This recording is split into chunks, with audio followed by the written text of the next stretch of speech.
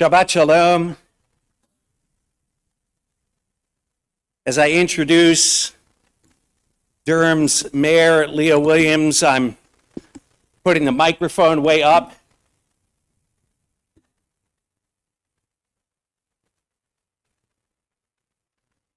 On Shabbat Shuva, the Shabbat on which we read the words of the prophet Micah, who says to us, we should return to God. We should practice teshuvah, a returning to God, a returning to our best selves, a returning to who we are meant to be, a Shabbat on which we practice reconciliation, in which we think about and use these 10 days of teshuvah for repentance. We have developed a tradition here over the past many years of bringing people who are from outside of the Jewish community and outside of the Jewish tradition that teach us. Because there are some things that we can only know about ourselves when we are given the gift of perspective from the outside. I say that because Mayor Williams is from a different religious tradition, and yet he is a neighbor, a fellow resident of Durham, a leader of our city who has much to teach us. I have been grateful during his time in office for his servant leadership, for his unending hard work. We were just whispering to each other, just a fellow sense of, whew, we are tired. A lot of very, very hard work. We're grateful to him for all of his efforts on behalf of our city. And in addition to the hard work, for his leadership that comes from the heart, that comes from listening, from reaching out, from building bridges. I've witnessed that in bringing together a group of clergy, and if you can imagine, we didn't all agree,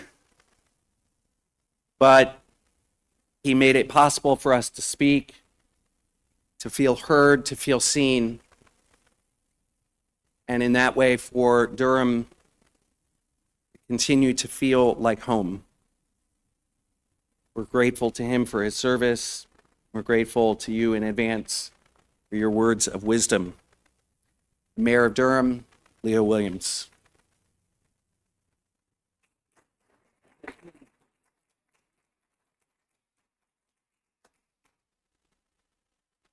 My dentist wouldn't like this. Morning. It is great to be here. And as someone said to me, strange customs, but it all means the same. This is my first service here. And this has been a journey getting here. I was nervous about not knowing what to say or if I may do something wrong. And I was calling my mayor pro tem. I was like, hey, Middleton, all right, so help me out here. And he started laughing at me. He's like, they are not inviting you to assimilate or pretend. They're inviting you to be yourself. And that is how I've made it through being mayor so far. So I am unfamiliar with the traditional custom. But I don't need to be an expert at your customs to love and care for your friend, for your neighbor. Today is my first time in this service. Not my first time meeting some of you, and sometimes some of you it is. It does not matter. As I often say, I don't need to know you to love you. I don't need to know you to care for you. I don't need to know you to be open to being a friend. And nothing we can do about being neighbor. We're neighbors. I'm here today in hopes that me leading with my heart, not always getting it right, but trying to be the less or least harmful leader I can be in this community. I'm here today to stand in that purpose. I don't need to be from or practice the traditional customs that you do to feel the pain that you are experiencing on a daily basis.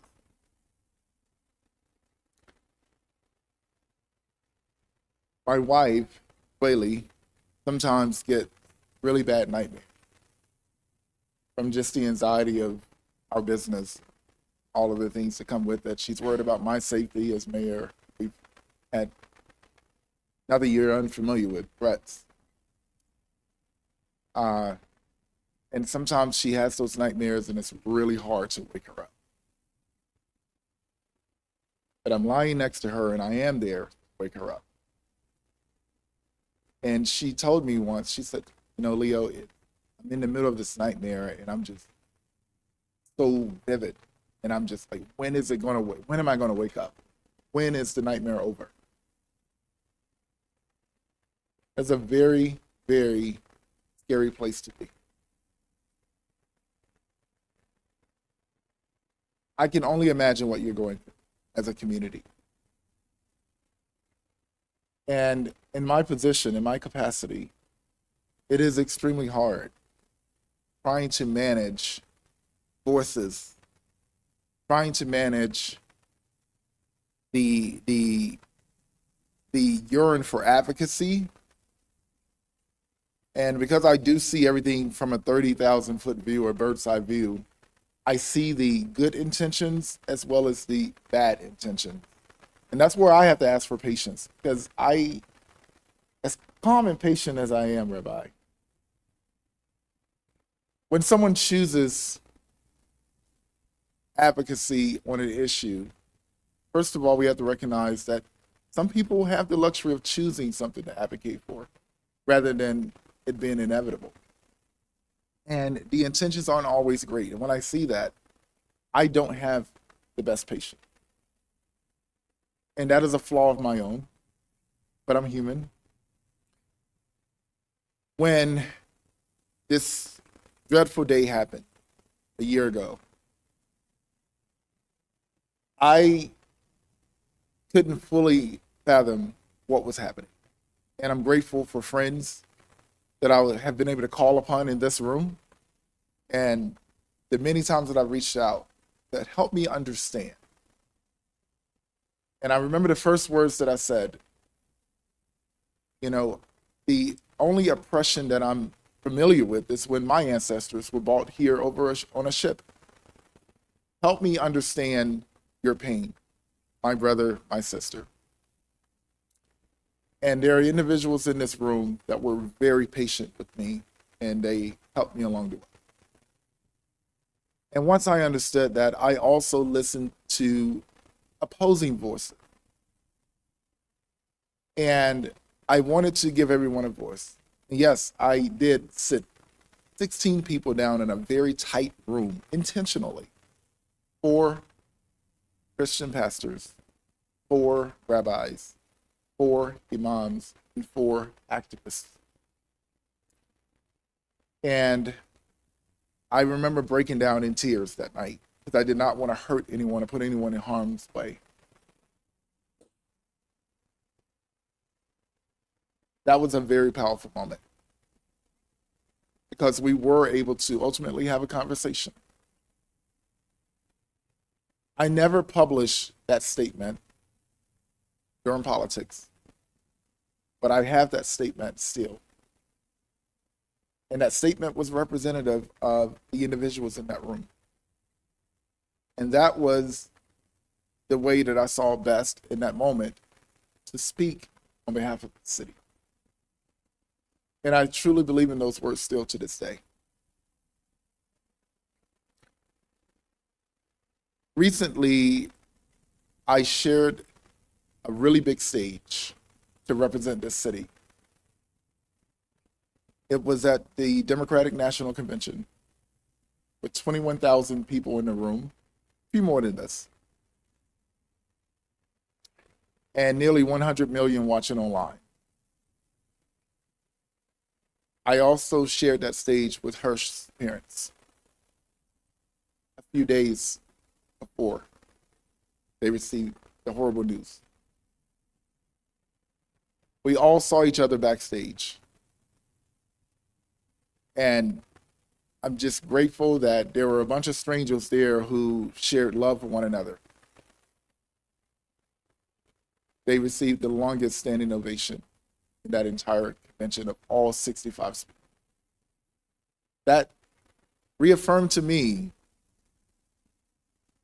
as hateful as this world can be, love always wins. Those two individuals who stood on that stage had the world stand alongside them. They had 21,000 people in that room standing. And I know we had to have stood and clapped for at least 5 to 10 minutes. Love will always win.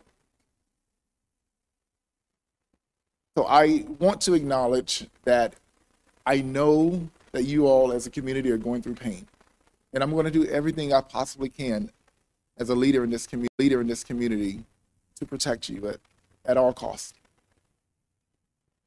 I also know that this is a democracy and all voices will be heard,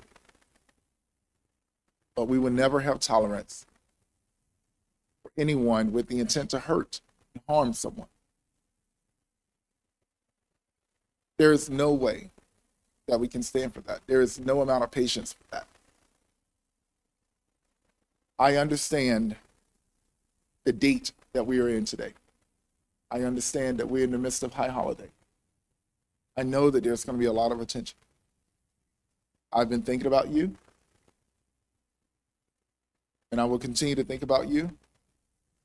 And when I go down to my office and I speak with the manager and the police chief and everyone, yes, we'll do the operational things.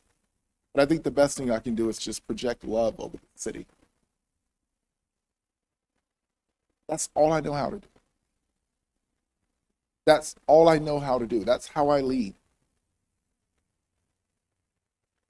So I want to be able to acknowledge that without hesitation. I know you all watched us pass a ceasefire resolution. The representation of my vote was to represent this community. It's broken. This is not black and white. Right and wrong is black and white. The nuance in this community is not black and white. And I understand that.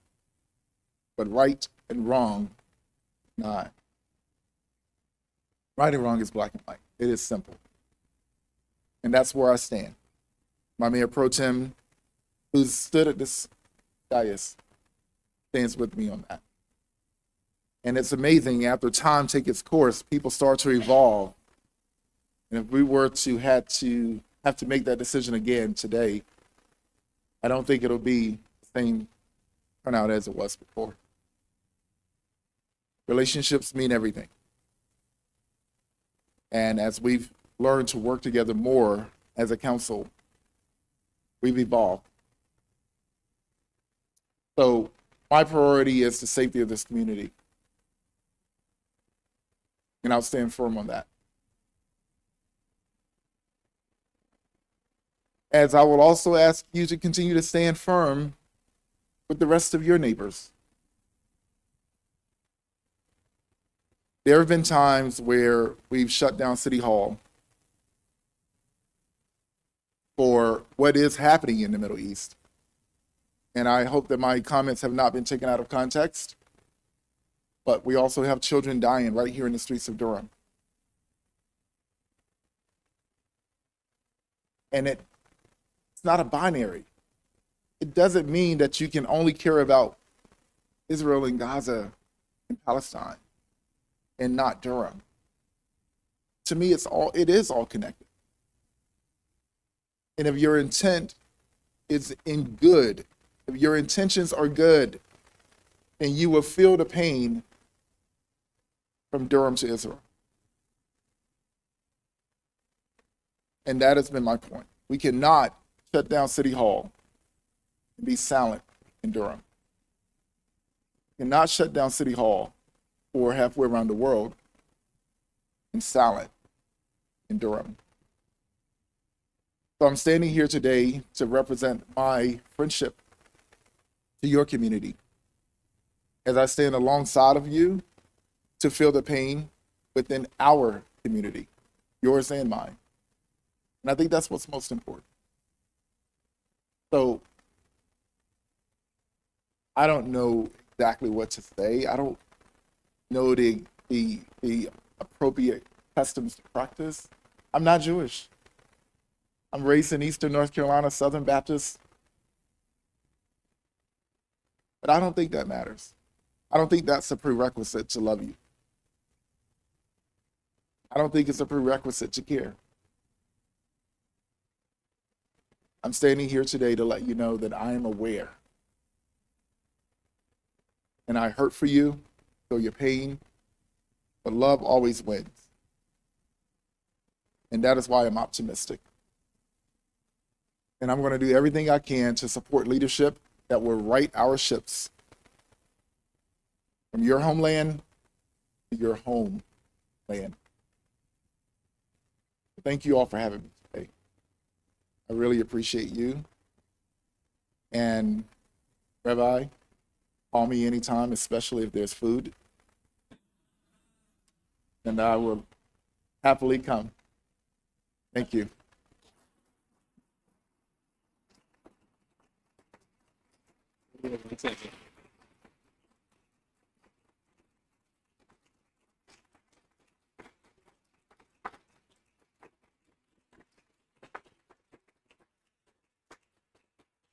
So Mayor Williams, you did great, okay? I want to thank you again for your leadership, and I want to extend our hand in friendship and our desire to be good neighbors and to help in the healing of this city. When there are crimes and when there is suffering and violence in this city, that is ours. And we want to be your partner in helping Durham become safer, become stronger, become a place where everyone can share in success and prosperity.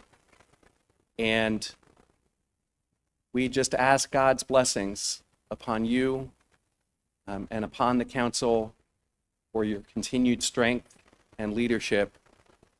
And as you said, a lot of those words that you said, that our hearts are big enough to expand and to feel love and care and compassion, those resonate very much. I also want you to know we're going to open our prayer books for another few minutes. I told you we like to pray a lot, right? So we're going to do some singing in Hebrew, change melodies a few times because it's a special time of year, etc., etc. And as we do, I invite you to hang around, and you're welcome to stay for lunch because there is food. Stay out by the tent, and also to experience joy.